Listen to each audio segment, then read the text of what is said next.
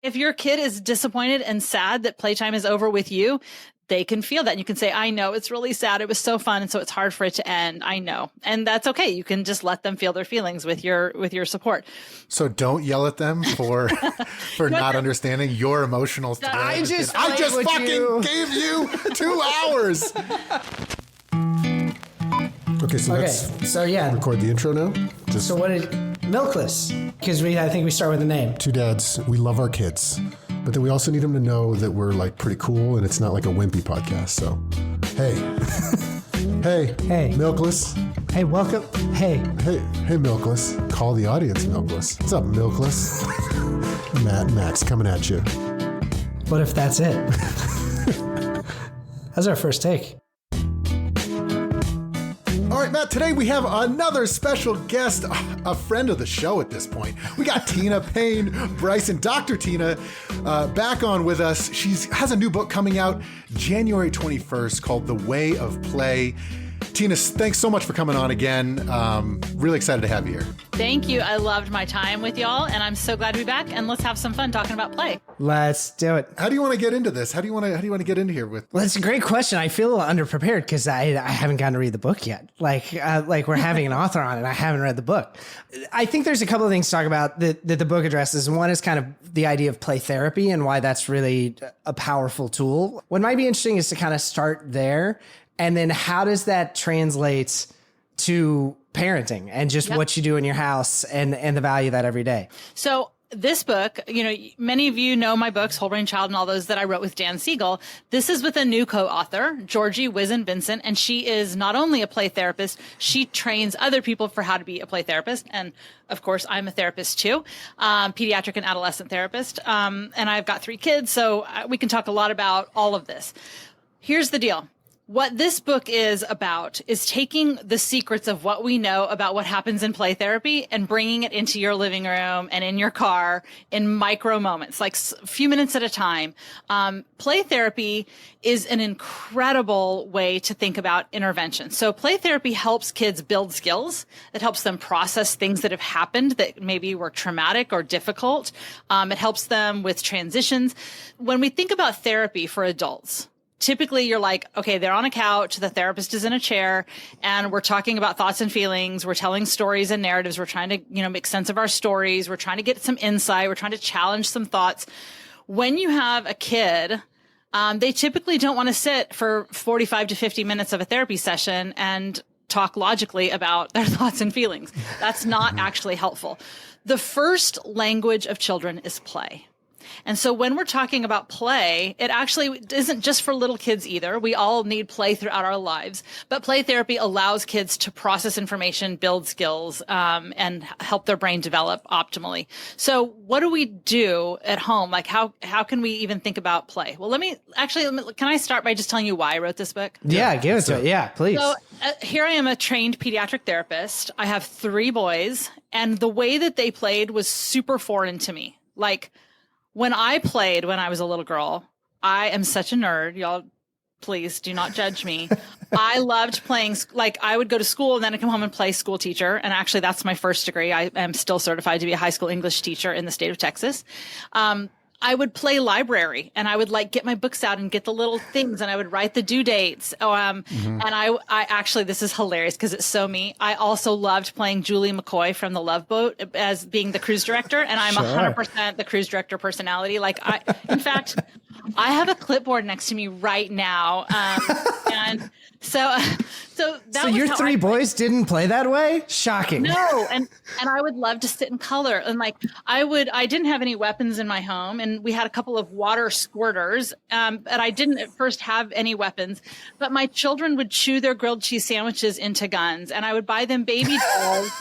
And they would try and see how fast they could squish their heads into pancake in door jams, trying closing the doors on babies' heads. And I would watch other people's little girls play. And obviously temperament has a lot to do with it more so than gender, but my 3 boys loved to rough and tumble and all of these things. So I would watch them play, and the way they wanted me to play with them, I was like, this is super foreign to me. And if I had to bang super guys together 3 more times, I was going to lose my mind. So I found play at times incredibly boring. I found play at times just like it would never end. Like, do we have to do this for hours, right? I wrote this book because so many parents who really want to play with their kids don't know what to do. Like, you tell parents, like, play with your kid. Follow their lead, just play with them. And they're like, okay, so I'm on the floor. Now what? So parents often don't know what to do. They find it boring, or they think they have to do it for long periods of time. So this book is strategies for how do you play in micro moments, 5, 10, 15 minutes longer if you want to, in ways that are going to be fun for your kids, build your relationship, but also build skills. If you know my catalog of books, I'm all about how do we help build brains. And it's always done through relationship and regulation. And particularly if you have kids you're concerned about aggression, you're concerned about sibling conflict, you're concerned about some immaturity emotionally. How can you use play like a therapist would to help them expand their window of tolerance and build those skills to be more emotionally resilient? When you say build skills, I think probably a lot of parents' brains go toward, how can I play a game with them that makes them better at math? How can I play a game with them that will make them make the varsity soccer team because there is a lot of that kind of vibe out there. Yeah. But you think about skills.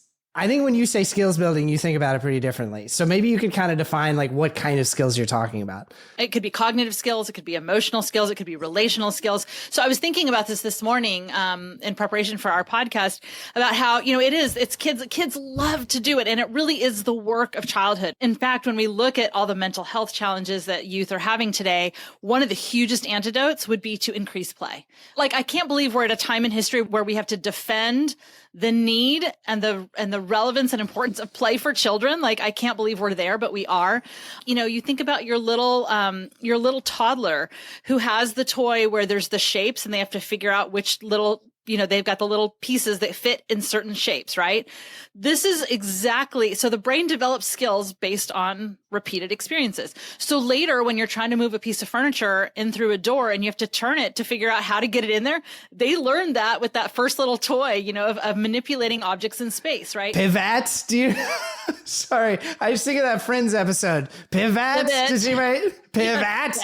Yeah, sorry. Go ahead. I love that episode. See, he should have spent more time, not with the playing dinosaurs, but playing with those little objects that fit in the spaces, right?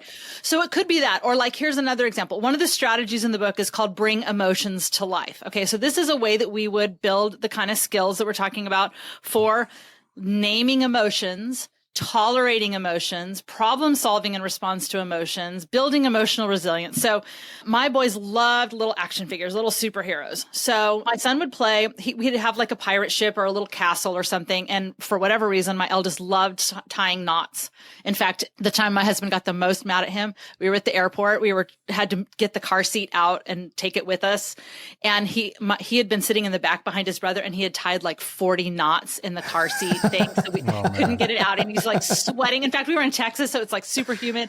He was sweating. It was there is no sweat like car seat sweat. There's like, it is unbelievable. Just drenched. So with Ben, I'm like, I would tie a rope onto a doorknob and then the other end of the rope would tie to the top of the castle and then another one would go to the ship. And so we would have super guys and, he'd be like, oh no, we got to get on the ship, I could just put the guy on there and take him down to the ship. Or I could say, oh, but it's so scary. I don't know if I can go over the shark infested waters. Oh no, I don't know if I can do it. And then he comes in and is like, you can do it. Come on. We've got another guy that's going to help you. Right. So there's more that kind of gets brought into it by me bringing an emotion into what this action figure might feel. Then all of that gets processed in the brain. Like the next time he is afraid, he has better language for it. He knows, like, his solution was, you need a guy to help you, right? And to get that assurance. So what we're doing is tons of emotional skill building, language skill building, relational skill building. All of that's happening by just following the lead. And this one strategy, like I said, is bringing emotions to life. You just bring emotions into the story of what's unfolding. How do you do that though? If like, that's my natural inclination. And, Matt and I met in college as thespians in West Side Story. Yes. So, might be overstating this is the all case. very, but we have a lot of listeners and people I know who, this is not their natural inclination. And maybe even Matt and my spouses, like playing make-believe is very difficult for some people. And, the the feeling silly in the moment of being silly and doing play acting. Yeah. So how do those parents do that? When it's like not their thing. natural thing. Yeah. So the first thing I want to say is you don't have to do that. So if you're listening to this and you're like, I hate doing that it's not me and I'm never going to do it, that does not mean you're a bad parent. There are lots and lots of ways to play. You might prefer the strategy think out loud, which is where you're literally kind of narrating what your kid is doing and not just like sports casting where you're like, oh, now you're moving the car up the ramp. But you're also bringing in a little bit of sort of mind sight where you're bringing in what you think their intentions are. So you're like, oh, it looks like you might be building a ramp. So what you're doing is you're vocalizing what you're seeing, but what you think they're intending to do and what they're kind of planning for. And then they can correct you if you're not right. You're giving attention to their mind and what their intentions are. So that's much more like less dramatic, that kind of thing. But I would also say that our brains used to be really good at that. All of us used to be good at dramatic play. And as we grow up and become very responsible, we have forgotten how it's like our brains don't know how to do that sometimes anymore. And I would really encourage you to find the joy of going back to that place. And if it feels uncomfortable to you, start with coming up with another character. So you don't have to be yourself. Like, I saw this hilarious thing on social media where it was a mom and a dad and they were playing store. The little girl had like her little checkout card and her groceries. And the mom like just became this, she just pretended to be somebody else with a different accent, and just kind of got into it. So and you can even be Mary Poppins or be someone from one of the movies your kids like, somebody from Frozen or whatever your kid is into, Paw Patrol. You can be one of those characters and you just imitate that. So you're not having to generate a lot. But the more we wade into these places, the more fun they actually can be. And then we want to do more of it and it becomes more natural for us. Sometimes I think about it as like kids are so much in that part of their brain that is present, that is really good at play. And sometimes as parents, we kind of have to act as the part of their brain that ain't there yet. Yeah. Which probably makes us worse at playing, right? Because like we're so much in the part of our brain that's like, how many minutes till dinner? I was realizing the other day, like 3 times I hadn't looked at any clock in 2 hours and I guessed within 2 minutes what time it was. Yeah. And I was like, but what's the cost of that? There's got to be a cost to that running in the background. And I know like people get uncomfortable talking about gender a lot, but like so often that hits the moms hardest. And so dad gets to be the fun one because dad doesn't know what's for dinner. I think that's absolutely true. And I really relate to everything you said. And by the way, even in same-sex couples, there's typically one that's much more the mental load, one that kind of is holding the bits and bobbles of how to make the day work and the time to time work, and one that isn't as much. This is really important. And I so identify with what you're saying there that I feel like I can give a couple of suggestions. One is if you can set a timer for 10 minutes where you are giving yourself permission to take 10 minutes away from the kind of the lineup of what needs to happen next, where you give yourself the freedom for 10 minutes, 15 minutes to just be completely present. So you're kind of scheduling that time to really be present and play. I think that can be really, really helpful. But I also want to say it doesn't have to be carved out time. We don't have to just play in designated play spaces at play times. We can be playful. So that's why we actually call the book The Way of Play, because it's a way of being as a parent.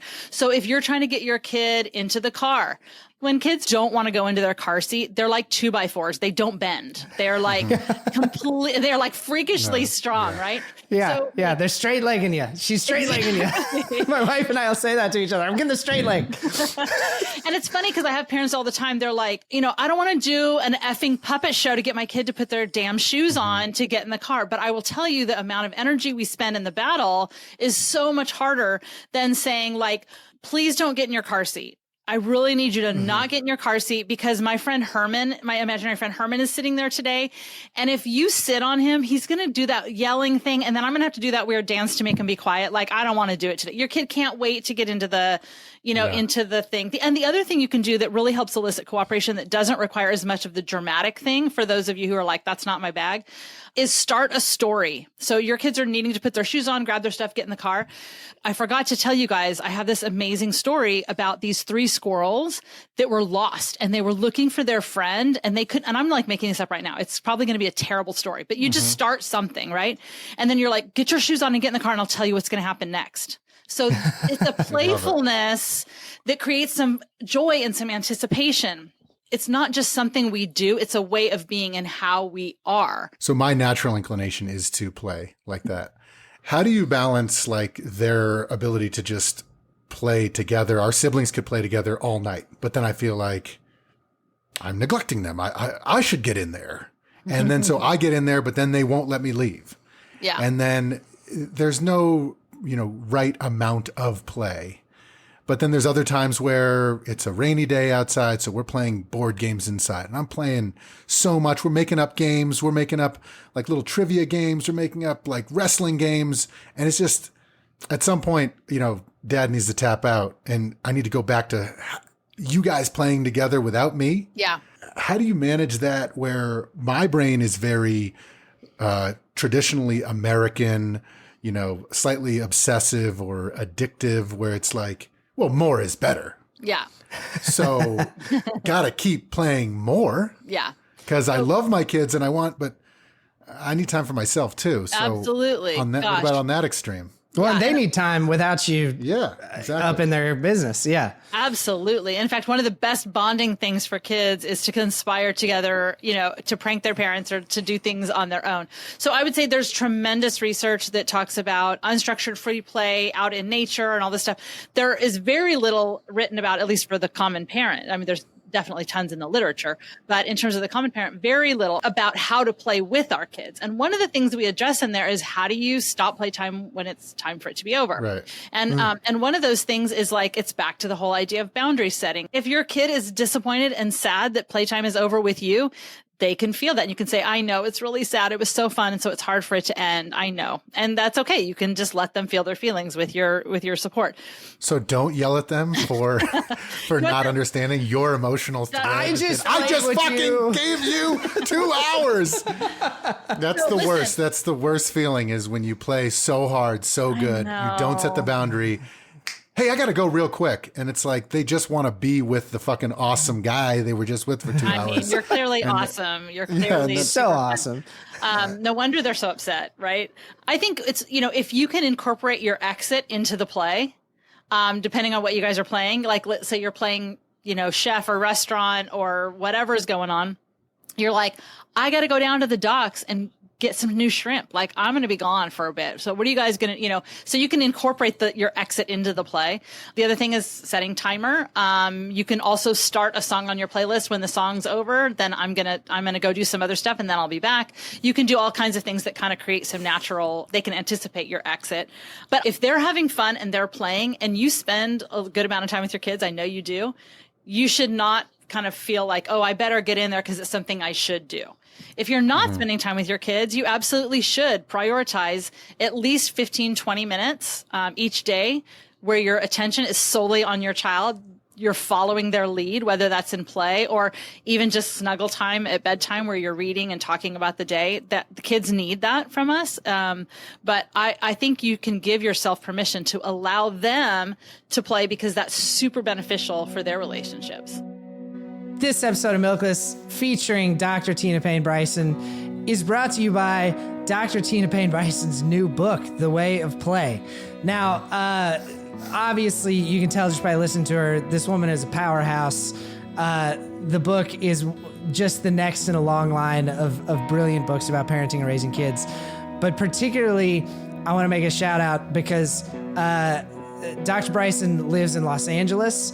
This was supposed to be the week of her book launch, but instead is the week of dealing with crisis, especially she's in the mental health field. She's got family. She put out a thing on social media yesterday saying, I'm so proud of this book. This is supposed to be the week that's about this, but it can't be. It's about all these other things. So help me if you can. This is us trying to help out. Check out the link in the description for a discount code that she gave us special for our listeners. She's a great thinker. So I encourage you to check out the book and help out an author who's really done something great. That idea of following their lead is really interesting because I do definitely, especially with my youngest, with my 2-year-old, some of our most wonderful times, those times, and Max and I talked about this recently, it's wild that it is those times when just out of nowhere, my 2-year-old will say, I love you. Not in response to me saying it to her. It's just like, it just bubbles up. It just bubbles up. It's like, oh, you get what that, you know exactly what that means. That is what I am feeling right now. And a lot of times that really does feel like that is largely the result of following her lead. But another thing that Max and I talk about a lot, because we've done 2 or 3 episodes on play, because it's just core to how both of us feel close to our kids. The other thing that we were always looking for is like, how do I make it fun for me too? Because I know I'm going to be a better playmate.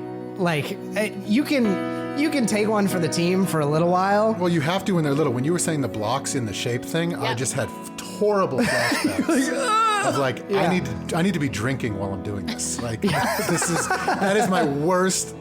I hate the in the shapes, blocks and the things. Good job, you got the star in the thing. Yeah. Now, Max, is that hard for you? Like, is that an area you need a little more remediation, or it's just boring? It's just boring. I mean, Max is super. Max is so good. He gets the square one and the square one every time. He's just a little bit bored by it. I like all the other games. Well, and keep in mind, like when you're talking about that age, they're banging stuff together. They're sticking the stuff. There's not a lot. Like, you really like the dramatic play. You like all the fun. You like the emergent story. You like all that stuff. That's not really, in that moment when they are manipulating objects in space, like that's not as interesting and fun. So at different developmental stages, you'll enjoy play more or less. Some parents really like the sitting and moving the objects and stuff because it's kind of like task oriented, and like that feels more comfortable for them. What I love about thinking about whatever the play is, like I said, is their first language, but it's also how they navigate and process what they're trying to figure out. And just like when kids love the same story being read over and over and over, what's happening is they're scaffolding knowledge. There's a familiarity to it. So they like that. That feels safe and predictable, but also they're kind of really internalizing it. That happens in play. They want to sometimes play the same things over and over and over. They're typically processing things that are happening in their world. And then they're also learning and exploring for the future. So there was this really interesting study done where there was this toy that was kind of an unusual toy. No one had seen what it does. These kids had never seen a toy like it before. They first showed the researcher like how to play with the toy. And then they gave it to the kids, and the kids kind of did what the grown-ups did and didn't play with it very long. Then they gave it to another group of kids where they didn't show them at all what this toy did or how to play with it. And the kids enjoyed it more. They played with it way longer. They came up with ideas that were outside of how they had thought about the toy being used. So you can really sort of celebrate like them being on their own and doing it their way is really, really powerful. And you can just even sit and observe and really kind of tune into who your kid is. The other thing that's really great is, okay, there's this is like, we're going to get sciencey for a minute. Lev Vygotsky is a developmental psychologist who talked about something called the zone of proximal development.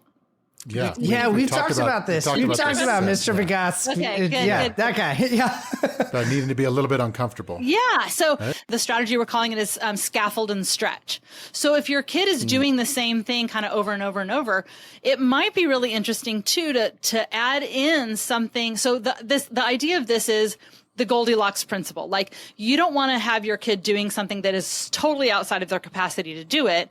But if there's something they're really good at, you want to stretch them. And so there's this zone of helping scaffold their development to a little bit higher level that is attainable with a little bit of support or with a little bit of prompt. Like, I wonder what would happen if you tried that a different way. So it's not totally like super easy for them, but it's not impossible for them. It's the Goldilocks thing. It's like, it's challenging. It's something they haven't done well or they haven't mastered yet. How can we get them to try that? I also feel like kids have a natural pull to that. Like, if you go to any playground, there are more kids going up the slide than down it. Like, down the slide should be funner. It's fast, but up the slide is challenging. Or like, definitely. If I go with my 6-year-old and my 2-year-old to a playground, my 6-year-old will like make an obstacle course out of it. Even if it's playground for little kids, she's like, I got to get from here to here without touching the ground. Yeah. And it's hard. And she wants something that's actually right at that edge of what she's able to do. It's incredible if you start really sort of looking at these things, because kids are trying on difficult emotions. They're trying on scary things. They're trying on what it feels like to be in power and control and to threaten other people and be the mean bad guy. I remember one time my son said, he's like, Mama, I'm going to be the good guy and you be the bad guy. And I was like, I don't really want to be the bad guy. And he's like, well, Doc says, and that's his grandmother, my mom, who's a clinical psychologist too. He's like, Doc says there's a little bit of good guy and a little bit of bad guy in all of us. And he was like 3. And I was like, oh my gosh, you scare me. Like you're going to surpass all of my skills by the time you're 4. But I think it's an incredible opportunity. So if you have something coming up that you think your kid might have some separation anxiety about going to a new sport or going to gymnastics class or starting a new school, scout it out. So before you go for the first time, you're like, we are detectives. We're going to take some binoculars and we're going to go scout it out. And you go ahead of time and you don't go into the building, you don't, whatever, but you're checking it out and you're making observations and you're kind of increasing some positive associations with those things. The thing that we always did for that, we would do this role playing thing. So before daycare, we would set it up in our house that kind of looked like the same door. And we'd say, all right, here we go. Because our sons wanted to be able to be good at drop off. And we never said like, you're bad, good. But they would say, I want to have a good drop. I want to. And then they would always cry at the window. And it was like traumatizing. But then they never wanted to leave because they loved it there. Yeah. But it was just that moment of separation. So we started prepping it. And same thing with bedtime. We would say, okay, daddy's going to go. Bye. And then we would laugh like, bye, Dad. And we did it like 4 or 5 times. And just having those reps of being like, okay, I can do this. Then, okay, we're driving in the car. We're like, all right, we're going to daycare. Are you ready to do what we practiced? All right, here. And it just started working. It's fascinating. As we're talking about this, I'm going to there's 9 different threads here. And I'm not even sure how well they all connect. But I keep coming back to the idea of story and how often play involves story. There's this great story that Kate DiCamillo tells where she knew this little girl who kept reading. Kate DiCamillo's great children's book author. She knew this little girl that kept reading Charlotte's Web over and over and over again. And she asked this, I think she was an 8 or 9-year-old girl, why do you keep reading it again? Do you think something different might happen? Do you think that maybe Charlotte won't die? Because it's a very sad story to read over and over. Yeah, it is. And this little girl said, I know what's going to happen. I don't think anything different's going to happen, but every time I get to the end, it's okay. And when I was 7, we had, and we've talked about it on the show before, a really traumatic experience with a home invasion with kind of a borderline hostage situation, I guess, when I was 7. I went and saw Dr. John Pack, who saved me and my family in many ways. And we played Dungeons and Dragons. I remember I got there and we just played not like the board game. And the most successful movie I ever wrote was a monster movie. And when I think about even, Dan Siegel's work about, before he met his true co-author, on Parenting from the Inside Out, he said one of the greatest, it's a great book. Yeah. Then one of the greatest predictors of how good a parent a person will be is their ability to tell the story of their own childhood in a cohesive way. And so there's just all these different ways, and not all play is story based, but so much of it seems to be about constructing a story that allows us to safely live in uncomfortable places without actually having to be in them. That shit is so cool to me. It really is. And you think about, and that's from the attachment research, what you're quoting there, that the number one predictor for how well kids turn out is that they have secure attachment with at least one person. The number one predictor for how well we're able to provide kids with secure attachment doesn't have anything to do with whether or not we got it. It's whether or not we've reflected on our story and been able to create a coherent narrative where we're not running from our past story. We're not flooded by it all the time, but we have processed it.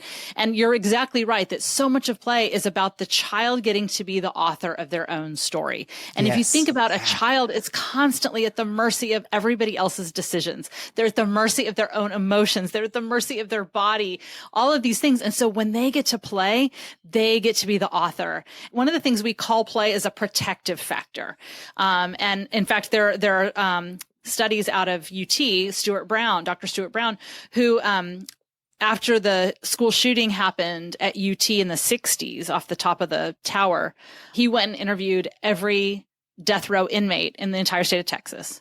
And he found two things were in common. One was they had a history of severe child abuse. And the second one was they had a history of little to no play. So one of the things we know is that play is a protective factor for us in allowing us to navigate the actual stories of our lived lives from day to day, to have perspective, to be able to flexibly shift what is happening with our thoughts, our emotions, our behaviors. So it really is absolutely crucial. And, this is why you think about, you watch like some of the Disney movies and you read fairy tales, like some of that shit's really dark, really dark. Scary. Yeah. Yeah. And scary. And it's like, well, is that bad for kids? I remember a high school debate with my debate teacher about whether or not it was like, I'm like, should kids be exposed to those kinds of things? And the truth is that when kids are exposed to appropriate adversity in the context of safety, that builds resilience. And play is incompatible with threat states. So what I mean by that is, this is actually based on some studies that were done on rats. Who knew rats actually play? And when they would and they could measure, this is Jock Panksepp's work. They would measure the rats' amounts of play and laughter. They actually laugh too. Who knew? But as soon as they would introduce a cat hair into their area, their environment, they would stop playing. Wow. And you think about this, like when birds are singing, things are good. If birds stop singing, it usually means there's a threat present. So we know that that's the game. That's the game. You're not in practice anymore. Yeah. That's the game. Yeah. Well, and birdsong lowers our cortisol levels, right? Does. Which is one of the reasons because okay, the birds are good. We're good. It's a cue of safety. It's an auditory cue of safety. So what's really, really fascinating is that play, because play is fun. If it's not fun, it's not play, right? If it's, it has to be fun. It has to be joyful, or it's not considered play.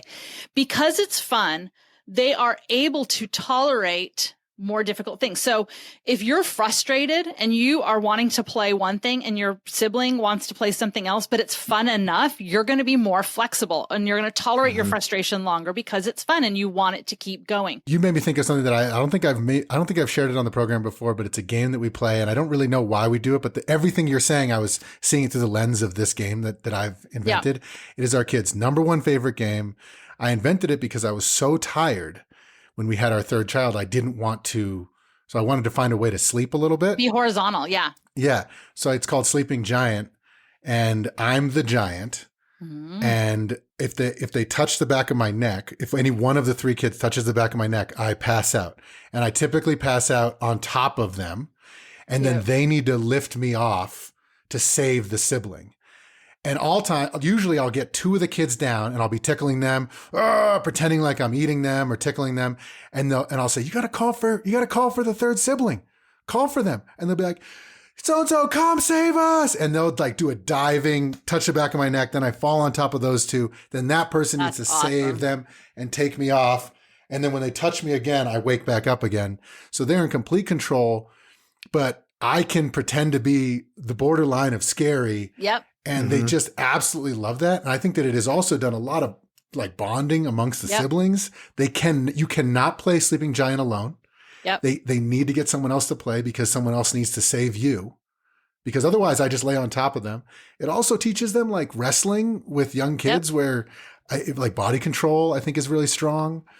And also that like Matt said this thing, or he got this quote from somewhere, that like our job isn't to teach kids that dragons don't exist. Our job is to teach them that dragons can be defeated or whatever. Yeah. It's an old quote about fairy tales don't exist to tell kids dragons exist. They know. I remember when my daughter was like 3, she woke up late and I was closing up the house. And so I picked her up and just went to all the doors and made sure all the doors were locked. And she was like, what are you doing? I was like, I make sure all the doors are locked. And she said, so no one comes in. And I was like, oh, Yep. Like, so now like, how do we give you power? Yeah. In that situation. Yeah. So much that's play. I think, and the Sleeping Giant game, you're kind of, there's some like a little bit of scary, but it's all in the context of safety. So it's again, them trying on, how do I titrate fear or waiting for the giant to wake up. Like, how do I do that? Knowing I'm safe. So it's like titrating, tolerating emotions is exactly what's happening there. Plus some good proprioceptive input of like heavy lifting work, which is what occupational therapists love for kids. So play is the protective factor in that play states and threat states they're really opposite states in the nervous system. So I've actually used this quite a bit therapeutically. I had a little girl who had severe separation anxiety, and there were some other things going on. She did have some sensory processing challenges and things that kind of made everyday moments really explosive for her. And we had tried all kinds of different things, and I was like, I've got to figure out a way to increase to her window of tolerance for mom leaving. So she was probably 8 or 9 years old. Her mom had a meeting. They knew it was coming up. And what I did with her is I was like, all right, here, we're going to prepare for this meeting. You know, it's happening Tuesday night. I want you and your siblings to come up with a plan for pranking dad. Because what would happen is the minute mom would reach for the door, this little girl would get so upset she would vomit. She would grab her mom and like sometimes rip her clothes. Like and it wasn't because her dad was unsafe. Her mom was her best strategy to feel regulated. So when our mom was leaving, it felt like the world was ending. But what I said, now, when your mom reaches for the door, that is the cue to launch assault sock dad. So they had gathered a laundry basket full of socks. When mom reached for the door, that was the cue to start throwing socks at dad. They put his underwear in the freezer. They put fake bugs in his dinner, and they had the whole evening planned out, siblings together. And of course, dad knew this was all coming. But what was happening was we created play, which meant a cue of safety around a particular thing that was typically dysregulating. And what happened then is there was anticipation of fun waiting for that night as opposed to anticipation of fear. And what we're doing then is we're decoupling the automatic wiring in her brain of mom leaving, it's terrible. And we're trying to recouple or rewire her brain for mom is leaving and I can handle it. And it actually was kind of fun. So play is not only protective, not only does it help our kids titrate emotions and try on feeling in control and all of these things, but it is actually incompatible with these threat states. So the more we can kind of use play and safety cues to let them practice difficult things, the more then they're going to come out resilient because they're like, I handled that. I could handle it. It's so cool because it's like, one way to think of it is like play can't happen unless you feel safe. But another way to look at it is like, if play is happening, I am safe. Like it can kind of go back in the other direction. I think it's an incredible tool. That is wild and so cool. Yeah. And I think the other thing that it like, that makes click in my head. I think so often we're like, oh, my kids play. They went to soccer practice. They went to, but like there needs to be a point to play other than the play itself. But it's like, no, the point of playing is playing because play makes you feel safe. That's right. Because play helps you live in a world that is not the actual world. And, you know, like play does all of these things, even if no other skills are being built. The point of playing is playing. Just for the sake of play. And also, I think like a gut visceral reaction to the story of the, you know, doing the prank thing on the dad when the mom was leaving, like a gut thing might be like, oh, well, if you're doing that, then you're just kind of like redirecting or tricking her. She's not feeling the true emotions. But what now I'm thinking from what you've been saying on this episode is like, well, sometimes if the neurons are so trained into this reaction that all I'm doing is replaying the thought of my mom leaving all day. I'm just making those neurons, it's so strong. Yep. You have to break that bond somehow. And by using a little bit of a misdirection, like, oh, we're going to kind of, quote, for lack of a better term, trick her into not freaking out, then boom, you built a new connection. Those scary thing that she's been replaying in her head all day just isn't there anymore. You carved and a new you don't groove. need that scaffolding anymore. Yeah. So that's super cool. I would say that a little bit differently, where I would say it's not that we're distracting her or kind of tricking her. She's still feeling the discomfort of her mom being gone. She still doesn't like it. She wished her mom were there. The play allows her to tolerate the feelings she already has. And then it's exactly what you said. The ending of the story is different this time. So now there's the creation of the possibility of a different ending next time, which is I could handle it. And it was actually kind of fun versus it's going to be miserable for me. And I think that's what happens sometimes is like we force our kids to do something and it backfires. sometimes it doesn't. Sometimes our kids are like, I didn't want to go down that slide, but that was super fun. Now I'm going to go again. But other times, depending on the temperament of your kid, we force our kids into something like swim lessons when they're infants and they're screaming the whole time. And parents are like, I just want them to get comfortable with the water. But I'm like, okay, now 5 times they've been in the pool and they're screaming. What has happened is you have now associated that experience of being in the water with terror. And with, it's like, it's counterproductive because the brain wants more of what feels good and less of what doesn't feel good. And so we actually are creating the possibility of a new ending and an actual new ending. I think that idea that of play as a tool for creating safety in all of these different, that is like such a fundamental shift from, I think, the way, because you hear like free play's good, play's good, but I think that people need to know why. Yeah. To value it the way that we should, instead of this insanity that we're currently in, that like we have to defend the idea that kids should be playing, which is nutty. It is a protective factor. It's their first language, and it is the most effective way that they learn how to navigate not only the external world and the environment, but also how to navigate their internal landscape and their internal world. And if we can do that relationally by following their lead, not only does it do all of that, but it also builds the relationship. So it doesn't have to be for hours and hours. I would say really just even in short bursts, these micro moments of connection, build your child's brain, build their resilience, and build the relationship.